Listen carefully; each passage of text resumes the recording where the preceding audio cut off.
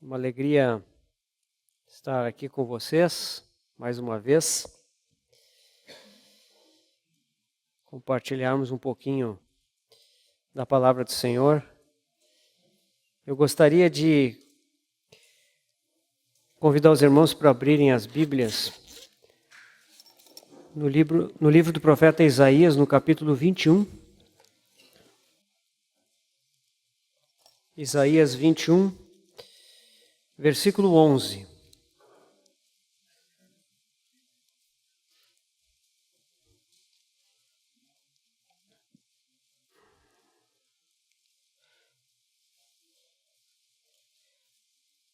Sentença contra Dumá.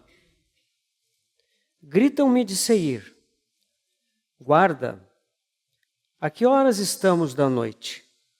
Guarda, a que horas? Em seguida, o Evangelho de Mateus, capítulo 24. Mateus 24, versículos de 1 a 3.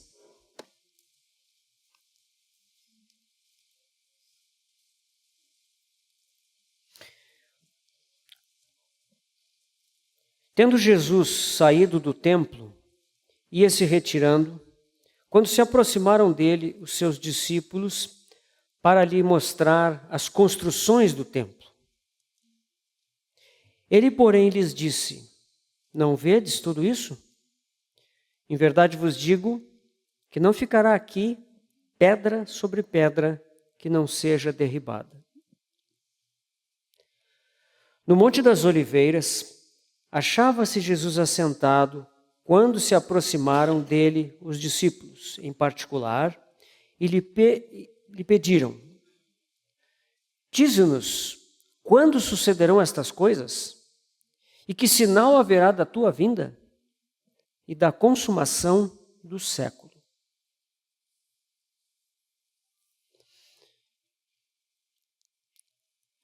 Estes trechos que nós lemos, primeiro do profeta Isaías e aqui do Senhor Jesus, registrado por Mateus, eles nos apresentam perguntas. Primeiro, Isaías nos mostra alguém perguntando ao guardião da cidade: a que horas estamos da noite? A que horas? Essa é uma pergunta muito atual para nós. Nós vivemos provavelmente na parte mais escura da noite desta dispensação.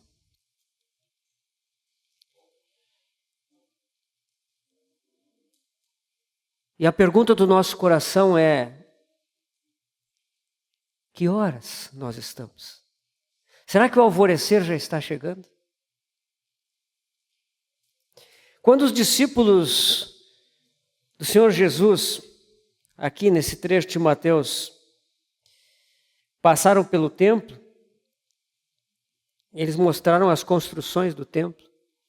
O templo de Herodes ainda estava sendo concluído e já mostrava toda a sua beleza e a sua grandeza, e era um motivo de orgulho para o povo judeu.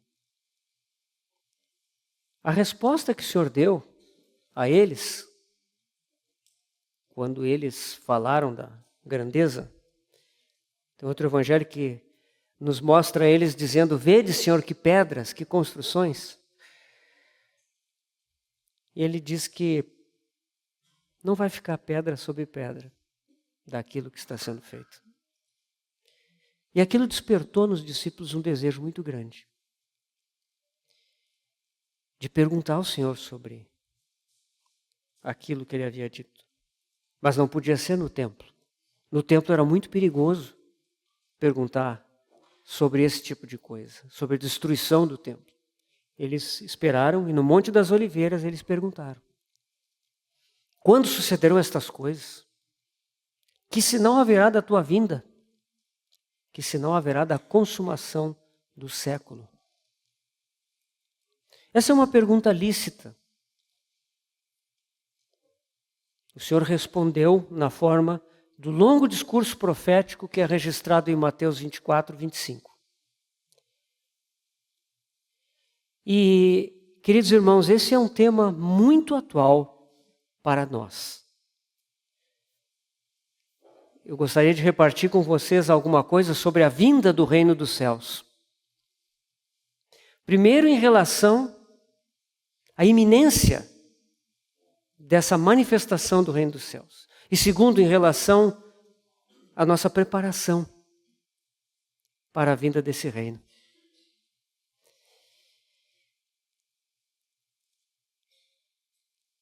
Em primeiro lugar, a chegada do reino é muito evidente. É claro que nós não vemos a mídia falando sobre isso. Nós não vemos na internet menções a essas coisas. Porque mesmo na cristandade, no meio da religião cristã, esse não é um tema que é muito popular. Mas nós sabemos. Nós que de alguma forma nos temos voltado ao Senhor, o Senhor tem nos despertado em relação à sua pessoa. Isso cria no nosso espírito um anseio pela pessoa do Senhor, pela vinda do Senhor, pela manifestação do seu reino. Muitos sinais, irmãos, já têm se cumprido, que evidenciam que nós estamos nas últimas horas desta dispensação. O maior destes sinais é o renascimento na nação de Israel. Nós sabemos que os profetas, a lei e os profetas, falaram muito sobre o futuro de Israel. Falaram muito que se Israel não fosse fiel ao chamamento de Deus, Israel seria julgado. Israel deixaria de existir como nação. Israel seria disperso pelo mundo. Mas, tanto a lei como os profetas diziam também que Israel seria, no fim, restaurado.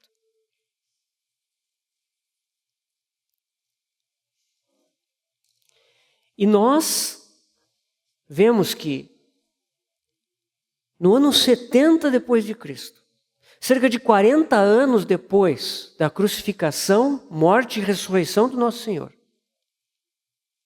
o juízo de Deus veio sobre a nação de Israel. E aquela nação foi destruída. E a sua população foi dispersa. E se passaram quase 2000 anos sem que nós ouvíssemos falar da nação de Israel. Curiosamente, o povo judeu continuava presente, disperso entre muitas nações pelo mundo afora. Então, logo após a Segunda Guerra Mundial, logo após o Holocausto, que foi a tentativa mais evidente do inimigo de Deus de destruir aquela nação. Em 1948, Israel voltou a ser uma nação. Na sua terra, na terra de Canaã. Meus irmãos, as profecias se cumpriram. Muitos ficaram céticos. Muitos estudiosos da Bíblia ficaram céticos e disseram, não, isso é algo temporário. Logo os árabes vão acabar com eles. Não acabaram.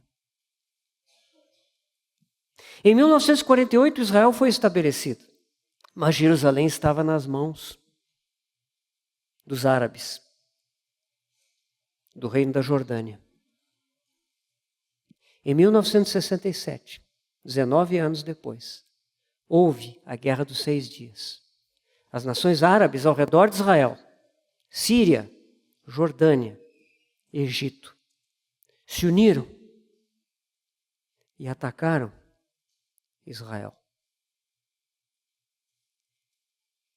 Novamente, a mão de Deus fez com que Israel não somente repelisse a invasão, mas conquistasse novo território. A Cisjordânia foi conquistada e Israel teve de volta a sua capital, Jerusalém.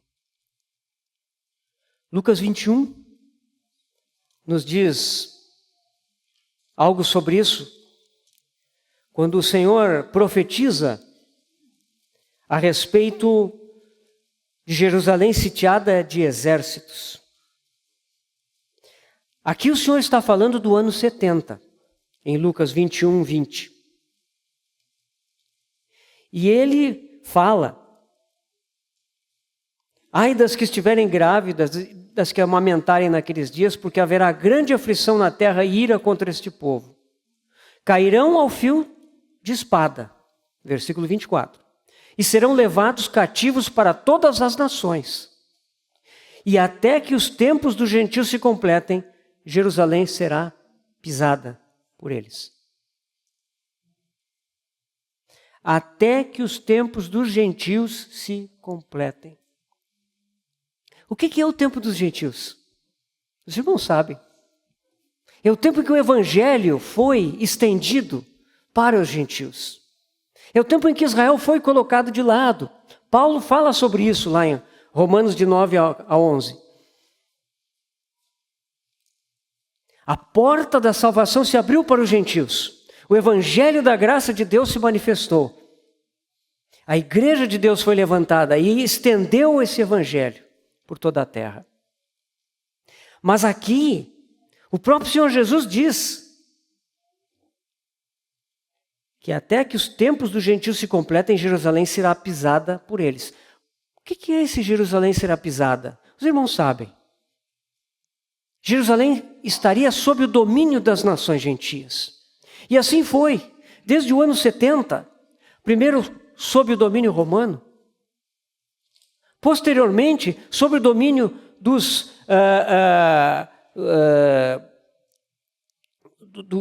impérios que se levantaram no Oriente e posteriormente dos otomanos, dos turcos, e assim por muito tempo. Houve o tempo que os cruzados vieram na era medieval e tomaram conta daquela região, mas jamais os judeus novamente estiveram com controle sobre Jerusalém. Jamais.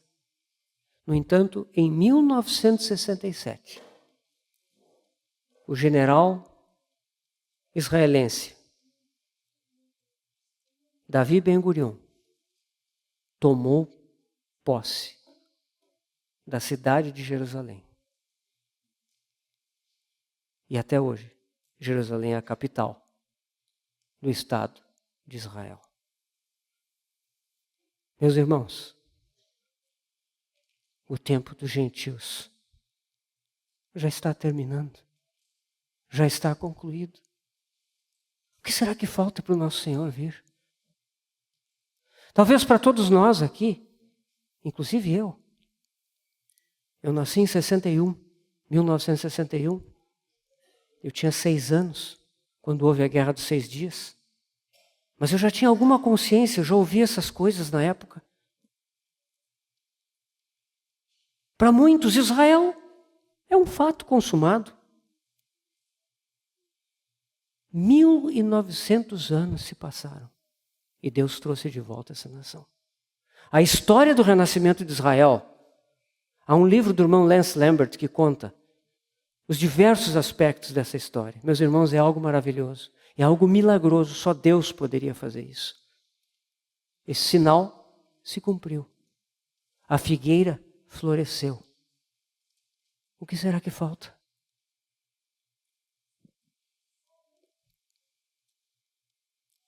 Estes sinais são muito evidentes, meus irmãos. Será que nós estamos alertas para isso? Essa era está terminando. Meus irmãos, nós vivemos numa época singular da história da humanidade. O mundo aí fora não está ligando para isso, mas nós sabemos, uma era inteira está para ser concluída. Isso não é emocionante? Isso não é fascinante? O que o mundo está esperando? Uma nova ordem mundial? O mundo sempre fala de paz, de prosperidade, de justiça. O mundo acha que a tecnologia e a ciência vão nos emancipar de todos os problemas. Mas nós sabemos que essa era está terminando. Há outros sinais. Eu não sei se é possível projetar aquelas imagens. Há outros sinais acontecendo, né? Eu sei que tem alguns irmãos que já devem ter visto essas imagens em outra mensagem que eu compartilhei num retiro lá no sul. Esse mapa aqui nos mostra o contexto mundial segundo a Bíblia, né? Infelizmente, meus irmãos, a Bíblia não fala da América do Sul nem do Brasil, né? Nem da América do Norte, né? Mas basicamente esse é o universo da Bíblia. Nem mesmo do Oriente, do Extremo Oriente, a Bíblia se refere. Então, aqui nós vemos o centro, mas Israel está mais ou menos ali no mar Mediterrâneo, do lado direito. Se o irmão puder colocar o mouse, né? Ali, exatamente. Aí nesse ponto está Israel, né? Então, essas são as nações hoje em dia, né, que compõem o mundo, né? Se nós olharmos lá em Lucas, no capítulo 21, nós sabemos que o Senhor fala sobre a parábola da figueira. E lá em Mateus, quando ele fala a parábola da figueira, ele diz que nós temos atenção na figueira. Quando ela florescer, é porque o verão está próximo. Isso quer dizer que o reino está chegando. A figueira nós sabemos que é a nação de Israel. Mas Lucas, o Senhor Jesus, segundo o relato de Lucas, o Senhor Jesus não diz só a figueira. Lucas 21, 29, diz assim: ainda lhe propôs uma parábola dizendo: vede a figueira e todas as árvores. Não é só a figueira, tem outras árvores. Nós sabemos que na Bíblia, lá em Daniel, um dos sonhos que Nabucodonosor teve, interpretado por Daniel, é que a Babilônia era uma grande árvore que foi cortada. O profeta Isaías fala da Assíria como um cedro do Líbano. Então, a Bíblia nos mostra que outros impérios mundiais também podem ser análogos a árvores. Então, quando Lucas diz que todas as árvores devem ser observadas, isso quer dizer que outros impérios do passado serão reavivados. Pode passar, irmão, para a próxima imagem. Isso aqui é, aproximando-se, aqui no sul está Israel, bem abaixo no mapa, aqui a gente vê Israel, né, nessa ponta, né? Mas aqui se vê as nações que estão ao redor, as nações da Europa, a Federação Russa aqui, né? Ucrânia, Romênia, Turquia, né? Esses países todos, e o norte da África, né? Isso aqui é também um mapa contemporâneo. Pode passar.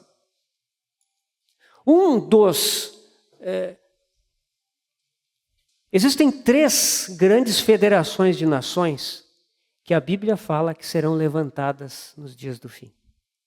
Uma delas tem ocupado os noticiários já há há 2 meses mais ou menos, que é a Rússia. Por causa da guerra da invasão à Ucrânia, né? Então, aqui nós vemos um mapa que ele mostra a expansão do Império Russo. Então, lá desde 1533, nós vamos vendo que, através de conquistas, os russos ampliaram o seu império, né? E incluíram muitos territórios que estão aqui, inclusive a Ucrânia, que vocês veem lá na extremidade do mapa, onde está Kiev, a capital, né? Então, esse império ele é descrito em Ezequiel 38, 39, quando fala de Gog e Magog. E lá nós vemos que nos dias do fim, quando Israel tiver voltado à sua terra, esse império será formado e ele virá para destruir a nação de Israel. Nós sabemos que essa tensão que está acontecendo agora tem a ver com a formação dessa grande frente de nações. Pode passar, irmão, por favor. Então aqui nós vemos um segundo momento do Império Russo. O Império Russo, ele sofreu a Revolução Russa em 1917. E a União Soviética, como assim chamada, englobou todos esses países que antigamente pertenciam ao Império Russo. Aqui nós vemos a Ucrânia, que fazia parte da União Soviética. Pode passar o próximo. Aqui nós vemos que o desenvolvimento do Império Russo alcançou seu momento máximo após a Segunda Guerra Mundial. Porque os aliados, quando derrotaram a Alemanha nazista, eles progrediram na direção um do outro. E os russos tomaram conta desses países que nunca fizeram parte do Império Soviético, do Império Russo. Polônia, pedaço da Alemanha, Tchecoslováquia, Hungria, Romênia, Bulgária, Iugoslávia, Albânia. Esses países todos, eles não deixaram de ser países, mas eles caíram debaixo da órbita russa. Esse foi o momento máximo desse império. O que aconteceu com esse império? Pode passar o próximo. Isso são só as nações que compõem a Rússia no seu momento máximo. Pode passar. O que aconteceu após a Segunda Guerra? Se criou a OTAN. A OTAN se criou como um mecanismo de contenção militar à expansão da União Soviética. E isso nos deixou por muitos anos, e as pessoas da minha geração e anteriores sabem o que é isso, porque se viveu muito tempo debaixo daquele pesadelo da destruição nuclear do mundo, né? Por causa do conflito entre americanos e russos e a fronteira que se criou na Europa, né? A NATO, né, em inglês, a OTAN, como organização que se criou para fazer um escudo contra a expansão russa, a expansão do Império Russo, né, da União Soviética na época. E aqui nós vemos os países que se agregaram à OTAN a partir de 97. Porque em 1990, a União Soviética se esfacelou. Deixou de existir. E os países ficaram independentes. E aí todo mundo, principalmente nos Estados Unidos, achou, acabou o comunismo, acabou a ameaça russa, né? E por causa disso, esses países, eles se associaram ao Ocidente, na OTAN. Pode passar a próxima imagem. Mais do que isso, se criou uma nova federação de nações, que hoje em dia se chama União Europeia. A União Europeia começou em 57, com o Tratado de Roma, só 6 países. Mas ao longo dos anos, a União Europeia foi crescendo. Ao longo dos anos, novas nações foram agregadas. Em 85, o Acordo de Schengen fez com que as fronteiras fossem abolidas desses países. E em 93, o Tratado de Maastricht formou a União Europeia como nós a temos hoje. Antes era a Comunidade Econômica Europeia. Mas agora virou uma união política. E hoje em dia, essa união inclui mais países, né, que são esses países em azul escuro. Pode passar a próxima imagem. Isso é um mapa do Império Romano, no ano 117 depois de Cristo. A União Europeia, ela congregou nações que compõem quase que a mesma área. tirando o norte da África, a Turquia e o Extremo Oriente, a área do Império Romano tem muita correspondência com a área da União Europeia.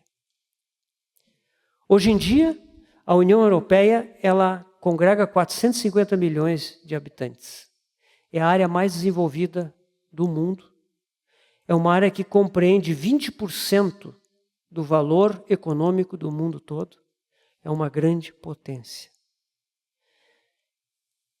Irmãos, em menos de 50 anos, nações que viveram em conflito por toda a história da humanidade, guerras e guerras de destruição, em menos de 50 anos, eles estão compondo uma federação de nações unidas, com um parlamento, com uma Corte Internacional de Justiça, com um poder executivo.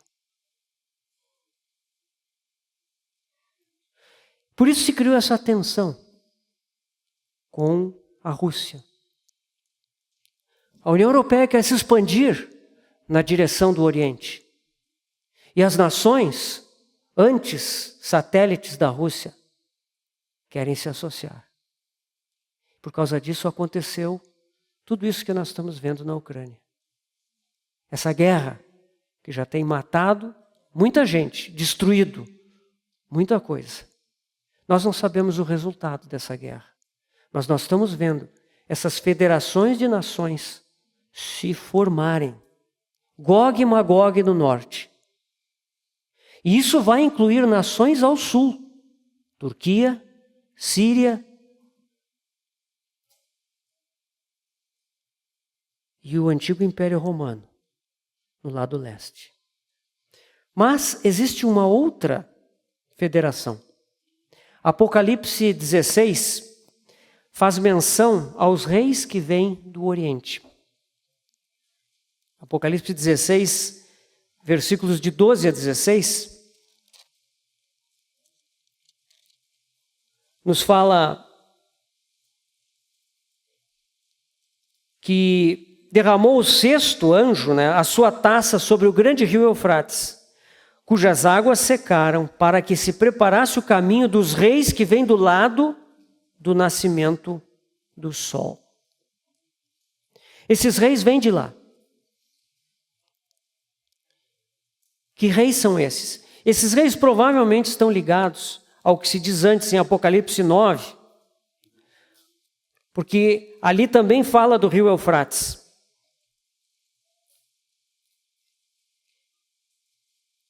E fala de um exército de cavalaria cujo número era de 20 mil vezes 10 milhares, ou seja, 200 milhões de soldados.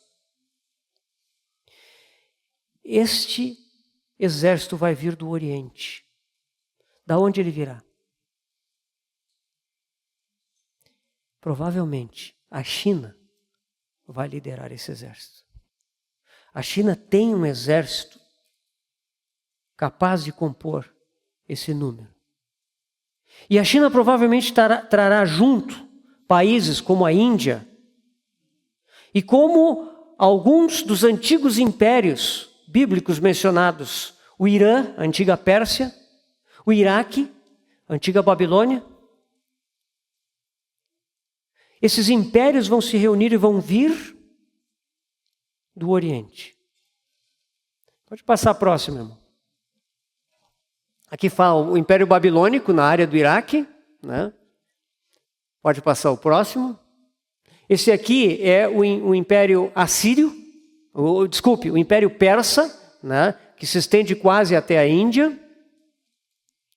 E pode passar a próxima. E esse aqui é o Império Grego, o Império de Alexandre o Grande, que também compôs essa área toda.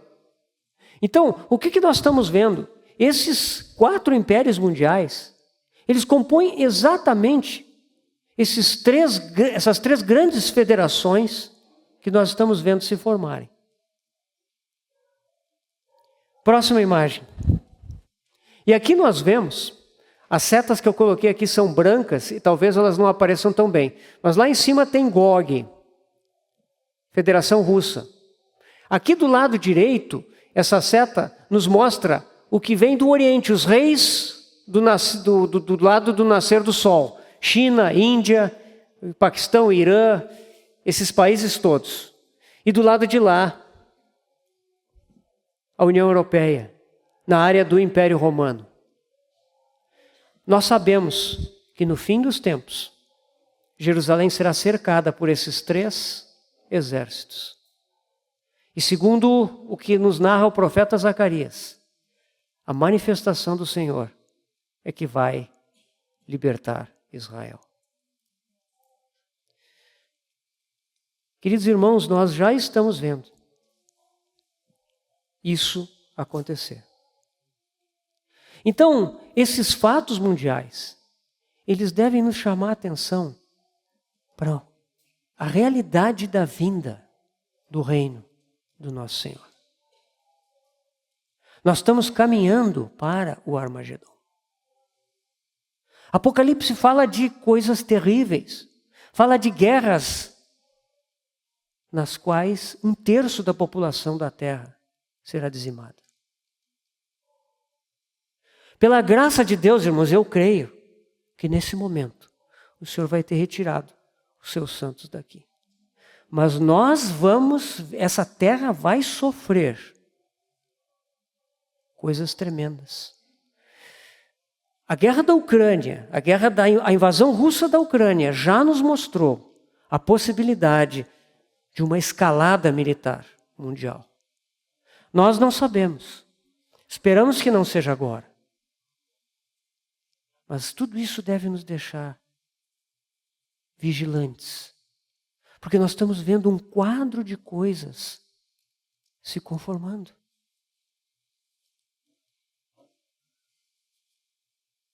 Essas sanções econômicas.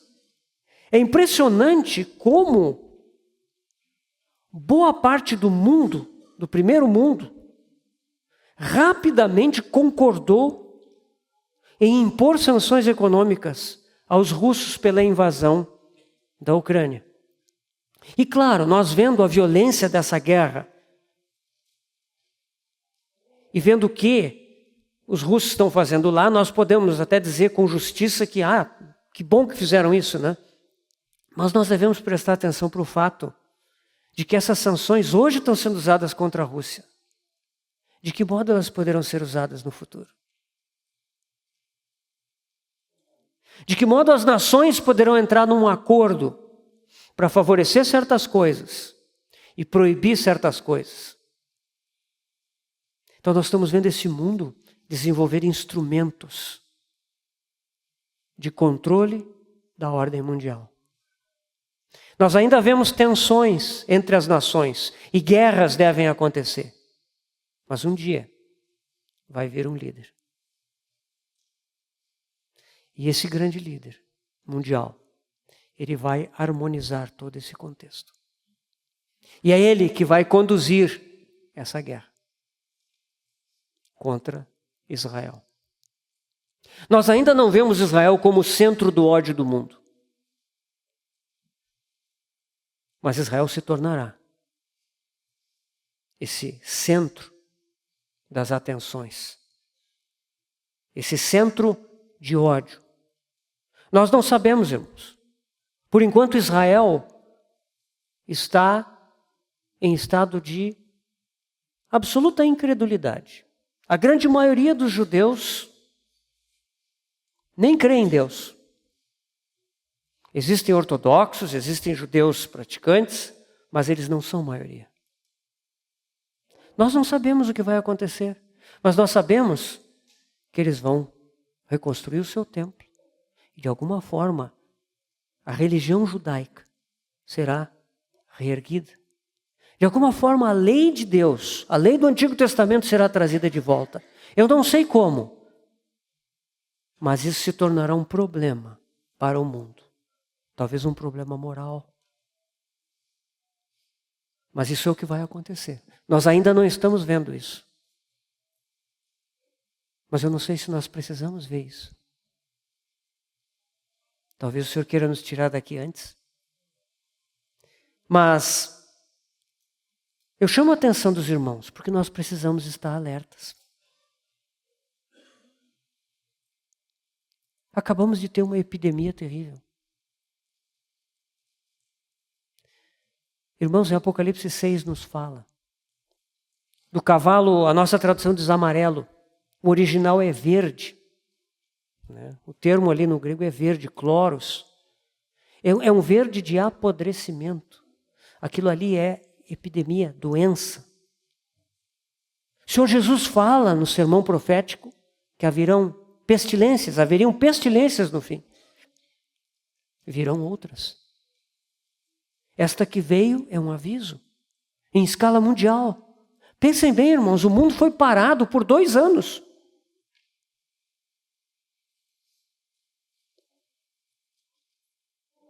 A fome, a guerra já está trazendo fome. Apocalipse 6 fala que virá fome. E o Senhor Jesus também diz isso no sermão profético. Apocalipse fala de pragas ambientais. E nós já vemos o meio ambiente descontrolado. Chuvas torrenciais. Encostas que se desfazem com gente morando em cima. Aqui no Brasil mesmo. Inundações. Terremotos. Tsunamis. Secas e queimadas descontroladas. Chuvaradas, inundações descontroladas. Meus irmãos, o que é isso? O mundo acha que é efeito de destruição de florestas. Isso tem a sua parte, sem dúvida nenhuma. Poluição, isso tem a sua parte também. Mas isso é consequência do pecado e da rebeldia. Do aprofundamento da rebeldia e do pecado do homem nesse mundo. E a própria natureza geme e suporta angústias, e ela está se expressando dessa forma, descontroladamente. Eu digo isso, irmãos, para que todos entendam. Estamos no fim dessa dispensação. Essa dispensação está por terminar.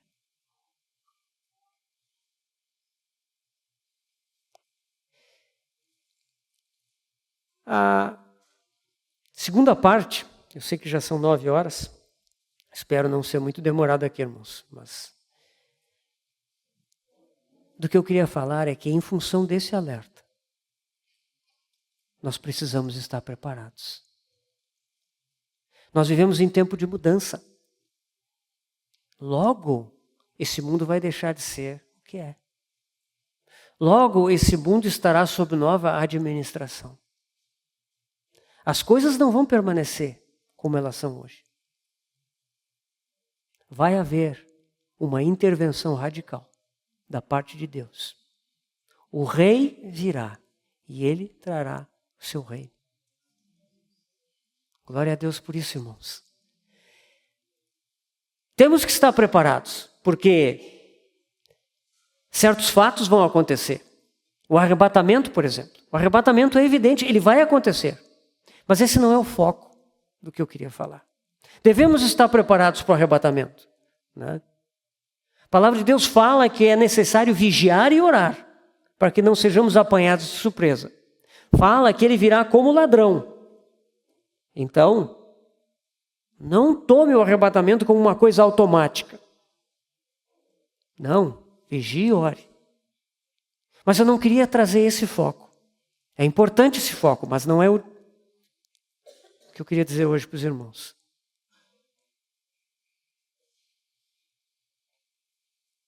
O que eu queria trazer é que o Senhor, quando Ele vier, lá em Apocalipse 19, fala que Ele vai vir e que muitos vão vir com Ele. Quem são essas pessoas? Diz que Apocalipse 19, 11, viu o céu aberto e eis um cavalo branco. Seu cavaleiro se chama Fiel e Verdadeiro e julga e peleja com justiça. E diz no versículo 14, e seguiam-no os exércitos que há no céu, montado cavalos brancos, com vestiduras de linho finíssimo, branco e puro. Quem são esses? Quem é o exército do céu? Será que são anjos? Eles estão vestidos com linho finíssimo, branco e puro. No versículo 8, um pouquinho antes, diz assim, falando da esposa do Cordeiro, a noiva, a igreja, pois lhe foi dado vestir-se de linho finíssimo, resplandecente e puro. Quem vem com o Senhor são os santos. O que esses santos vão fazer? Um pouquinho antes em Apocalipse, capítulo 5, versículos 9 e 10.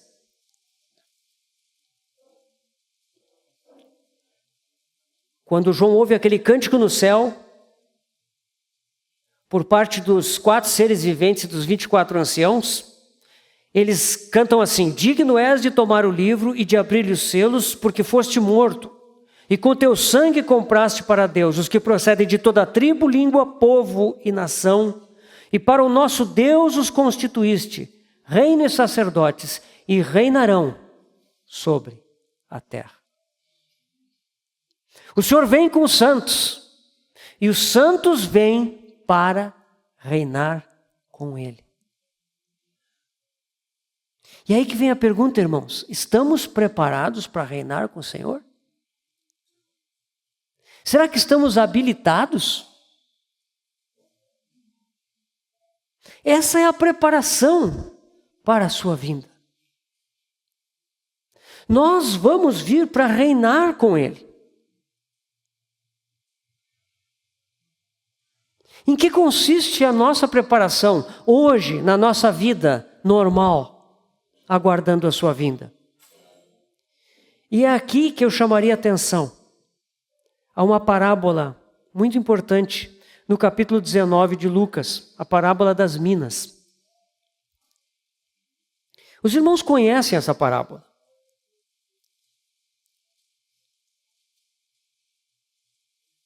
Essa parábola nos diz que havia um homem que ele partiu para uma terra distante com o fim de tomar posse de um reino e voltar.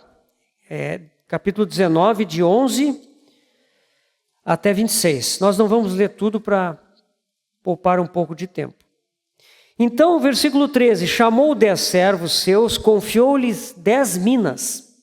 Tá? Uma mina, isso é um valor, né, que corresponde a 100 denários. Ou seja, era um valor correspondente a 3 meses e 10 dias de trabalho de um trabalhador. Então, o Senhor deu aquela mina, aqueles 100 denários, para os seus 10 servos. Cada um recebeu uma mina. Quando ele voltou, versículo 15, depois de haver tomado posse do reino, mandou chamar os servos a quem dera o dinheiro, a fim de saber que negócio cada um teria conseguido. Compareceu o primeiro e lhe disse: Senhor, tua mina rendeu 10. Respondeu-lhe o Senhor: muito bem, servo bom, porque foste fiel no pouco, terás autoridade sobre 10 cidades. Veio o segundo dizendo: Senhor, a tua mina rendeu 5. A este disse: terás autoridade sobre 5 cidades. Veio outro, então, dizendo: eis aqui, Senhor, a tua mina, que eu guardei embrulhada num lenço, pois tive medo de ti, que és homem rigoroso, tiras o que não puseste, ceifas o que não semeaste. Respondeu-lhe o Senhor: servo mau, por tua própria boca te condenarei. Sabias que eu sou homem rigoroso, que tiro o que não pus e ceifo o que não semeei? Por que não puseste o meu dinheiro no banco? Então, na minha vinda, o receberia com juros. E disse aos que o assistiam: tirai-lhe a mina e dai-a ao que tem 10. Eles ponderaram: o Senhor, ele já tem 10. Pois eu vos declaro, a todo o que tem dar-se-lhe-á, mas ao que não tem, o que tem lhe será tirado. O que essa parábola nos ensina? Tem uma parábola paralela lá em Mateus 25, que é a parábola dos talentos. Se nós colocarmos as duas juntas, parece que é a mesma coisa, mas não é. Porque na parábola dos talentos são só 3 servos, né? E lá Um recebe 5, outro recebe 2 e outro recebe 1. E aqui não, aqui todos os 10 servos recebem uma mina. Então essas duas parábolas, tratam de coisas diferentes. Mas todo o resto do processo é igual. Então aqui, na parábola das minas, todos recebem a mesma coisa. Do que isso nos fala, irmãos? Todos nós recebemos do Senhor algo de muito valor. O que nós recebemos dele e que todos temos em comum na mesma medida é a sua vida. Nós recebemos a vida de Cristo. Essa vida foi depositada pelo Espírito Santo no nosso espírito. E o Senhor nos manda usarmos essa vida para negociar.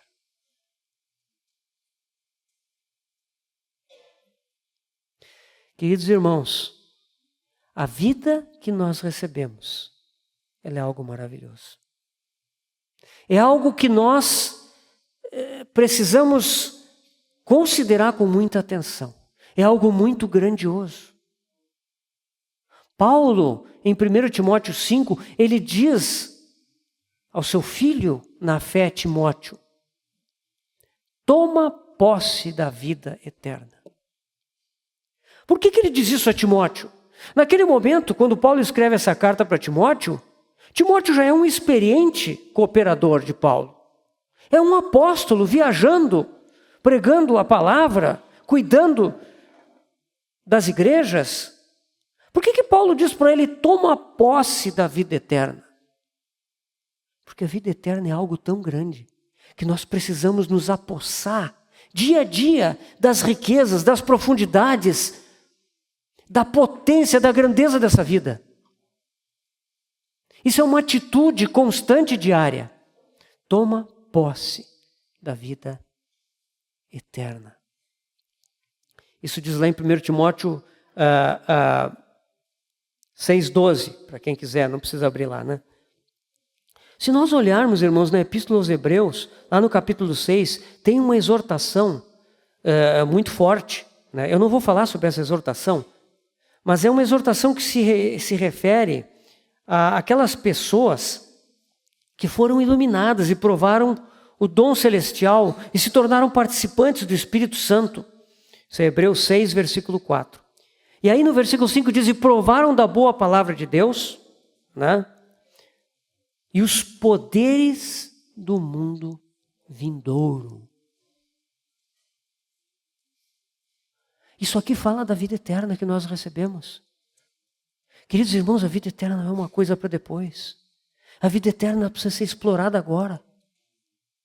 Nessa vida há poderes do mundo vindouro. Precisamos conhecer esses poderes. Logo antes, em Hebreus, fala que o alimento sólido é para os adultos, aqueles que, pela prática, têm as suas faculdades exercitadas para discernir não somente o bem, mas também o mal. Faculdades exercitadas. O que é isso? Faculdade mental? Emocional? Não. O adulto é aquele cristão que está crescendo. Isso são faculdades espirituais. Isso é essa vida que nós temos em nós. Essa vida, ela tem capacidades, potencialidades e que precisam ser exercitadas. A consciência do nosso espírito, a intuição do nosso espírito, a comunhão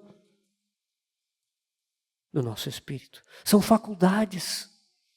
Não podemos entrar nisso agora, mas, irmãos, a vida eterna, ela é muito grande. E ela precisa ser desenvolvida, crescida, manifestada.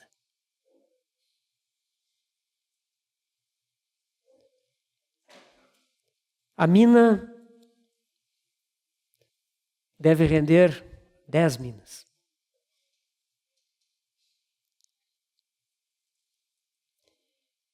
Aquele que primeiro se apresentou ao Senhor disse: eis aqui a tua mina, rendeu 10. O que significa isso? significa a experiência da plenitude dessa vida, a plenitude de Cristo. O Espírito Santo como fonte a jorrar para a vida eterna, como diz lá em João 4. O Espírito Santo como rios de água viva que fluem do nosso interior. Fala lá em João 7. A manifestação do fruto da vida da videira em nós, como diz em João 15. É uma vida de expressão. Por que eu digo essas coisas, irmãos? Porque essa vida tem um potencial tremendo em nós. E quando essa vida se manifesta, ela jorra, ela expressa o perfume de Cristo, a beleza de Cristo. Ela dá fruto. E ela rende 10 minas. Estamos negociando com essa vida? Isso é muito importante. Qual é o resultado disso, irmãos? Na vinda do Senhor. Aqui diz que haverá autoridade. Nessa parábola o Senhor diz 10 cidades. 5 cidades. Isso é uma ilustração para nós entendermos que haverá no reino vindouro responsabilidade. E essa responsabilidade é resultado direto da nossa vida hoje, do negócio que nós estamos fazendo com a vida que o Senhor nos deu. A parábola dos talentos, ela fala dos dons espirituais, porque lá fala de diferença.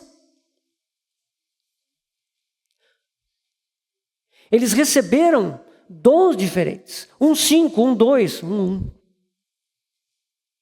Lá em 1 Coríntios nos fala que nós recebemos dons. Romanos 12 também fala que nós recebemos dons. Nenhum cristão deixa de receber algum dom.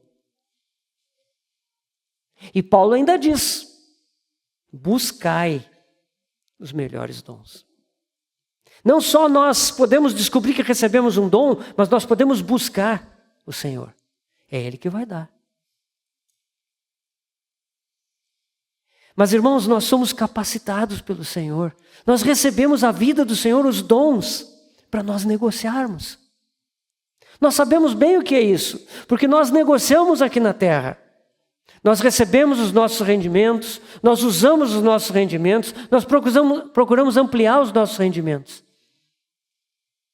É isso que nos prepara para a vinda do reino, quando nós usamos o nosso depósito celestial para lucro do reino dos céus. O nosso Senhor Jesus, quando Ele viveu aqui na terra, Ele viveu não somente para salvar pessoas, para curar pessoas, mas Ele viveu para reunir essas pessoas na sua igreja. Ele as colocou juntas num corpo do qual Ele é o cabeça. Ele as formou como esposa, companheira sua para a eternidade. Ele disse, lá em Mateus 16, eu edificarei a minha igreja. A minha igreja. O Senhor continua a edificar a sua igreja hoje, como nosso sumo sacerdote celestial. E Ele vai edificá-la até o momento que Ele a resgatar para si mesmo. Ele está fazendo isso hoje. Esse deve ser o nosso negócio. Queridos irmãos, no capítulo 2 de Lucas, quando o Senhor Jesus vai a Jerusalém, ele tinha 12 anos. Foi a cerimônia do Bar Mitzvah, quando ele foi declarado um filho da lei. Quando um menino judeu era responsável perante a lei de Deus pela sua vida. Quando ele esteve lá, seus pais o perderam. Seus pais retornaram e não perceberam que ele não estava com a caravana dos que tinham vindo de Nazaré. Voltaram desesperados, preocupados. Depois de 3 dias o acharam. E a sua mãe terrena lhe disse, meu filho, nós estávamos ansiosos te procurando, eu e teu pai. E ele respondeu, mas vocês não sabiam que me cumpria estar na casa de meu pai? A tradução Darby e a própria King James traduzem Vocês não sabiam que me cumpria estar cuidando dos negócios de meu pai? Com 12 anos o Senhor Jesus já tinha essa consciência de que ele havia vindo para ocupar-se dos negócios do pai. Dali ele voltou para Nazaré com seus pais e foi-lhe submisso. Dali ainda houveram 18 anos até que o seu ministério começasse. Por 18 anos o Senhor trabalhou na carpintaria. Por 18 anos ele cuidou dos negócios do seu Pai Celestial e ajudou o seu pai terreno na carpintaria de Nazaré. E provavelmente assumiu a carpintaria em algum momento desses 18 anos, porque seu pai não é mais mencionado posteriormente. Ele trabalhou como qualquer um de nós, irmãos. Ele trabalhou com a talhadeira, ele trabalhou serrando madeira, ele trabalhou pregando. Ele foi um trabalhador. E assim ele aprendeu a cuidar dos negócios do seu pai. E estava preparado para quando seu ministério começou.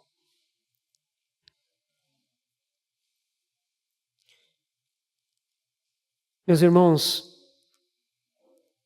que o Senhor nos abençoe nesse momento. Os nossos negócios são feitos na igreja, no ambiente da igreja, no contexto da igreja. É aí que nós negociamos. É aí que nós lucramos para o Senhor.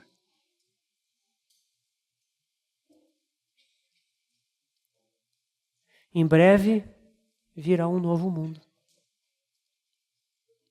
Eu creio, eu já tenho 61, mas eu creio que eu ainda vou ver isso. Os mais jovens do que eu aqui certamente verão isso. Mas é importante termos a consciência. Um novo mundo está chegando. Em breve, este mundo velho será julgado. Em breve, um novo reino será estabelecido na terra. O nosso Senhor estará no comando. Satanás será aprisionado no abismo, acorrentado por 1000 anos. A besta e o falso profeta serão lançados no inferno, lago de fogo. Nunca mais sairão de lá. Os demônios que hoje operam nesse mundo, os principados e potestades, não poderão mais agir. Imaginem, este mundo se tornará um lugar leve. Haverá justiça, haverá equidade. Haverá um novo mundo, irmãos. O mundo animal, o mundo vegetal serão transformados. Os lobos, os leões, eles vão pastar junto com cordeiros. As crianças vão meter a mão no ninho da cobra e não vai acontecer nada. Esse mundo vai mudar. Isso está vindo. O Senhor virá e Ele vai estabelecer o seu reino. As cidades serão muito diferentes. Serão limpas, ajardinadas. Não haverão favelas, não haverá poluição. Beleza, graça, formosura. Esse mundo vai experimentar o maior desenvolvimento tecnológico, científico, artístico que já viveu. O Senhor Jesus provará o que é um mundo para o homem viver debaixo do seu governo. E isso será maravilhoso. Será a era de ouro da humanidade. Irmãos, isso será algo maravilhoso. E isso está por vir. Os santos, os que já partiram, os que partirão antes disso, e os que estiverem vivos, participarão disso. Serão ressuscitados, serão transfigurados.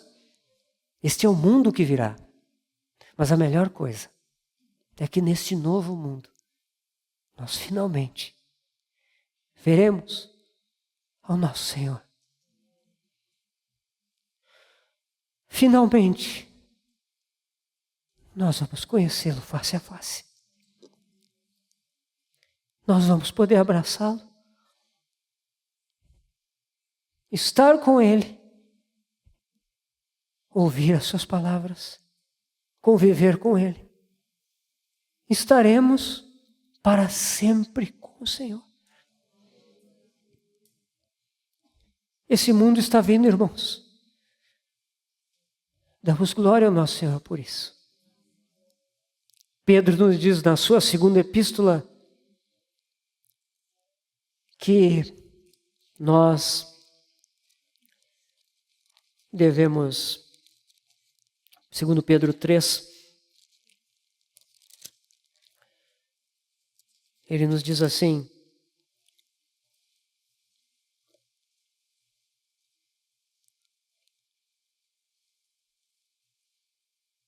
virá, entretanto, como ladrão o dia do Senhor, no qual os céus passarão com um estrepitoso estrondo e os elementos se desfarão abrasados. Também a terra e as obras que nela existem serão atingidas.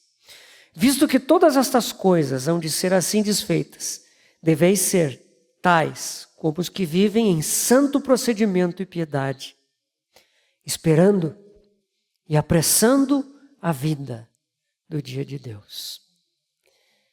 Irmãos, estamos esperando esse dia. Apressemos esse dia. Negociemos com os nossos talentos, com os recursos dessa vida maravilhosa que o Senhor nos deu, com os dons que Ele nos deu. Coloquemos isso por obra. Transformemos essa mina em 10. Transformemos esse talento. Dupliquemos esse talento que nos foi dado.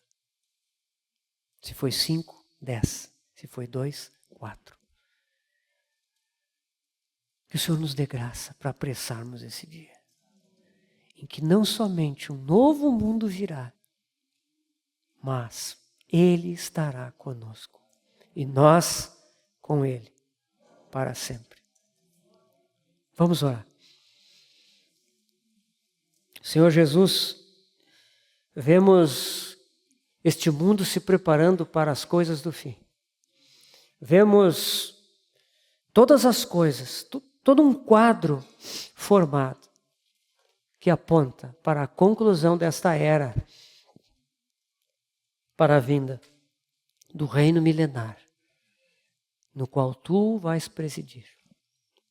Senhor, queremos aguardar com expectativa e queremos com as nossas vidas, com o nosso viver, naquele lugar que Tu nos deste viver, seja a nossa casa, seja o nosso trabalho, seja a nossa escola, seja o nosso lazer, a nossa família, onde quer que nós estejamos, nós queremos viver essa vida eterna com intensidade, com disposição, Senhor. Nós queremos permitir que Tu te manifestes em nós, em toda a Tua fragrância, em toda o Teu poder, em toda a Tua graça, Senhor. Ó, Senhor, nós não queremos grandes coisas, nós queremos que Tu ganhes expressão, que Tu tenhas o fruto que Te apraz. E que dessa forma, Senhor, negociando com os Teus talentos e minas, nós apressemos a vinda deste dia maravilhoso. Oh, desejamos este reino, Senhor. Desejamos estar contigo. Então anima os nossos corações, Senhor, e nos fortalece para que venha o Teu reino e estejamos na Tua presença. Nós oramos, Senhor, no nome de Jesus, Teu Filho amado, Pai. Amém.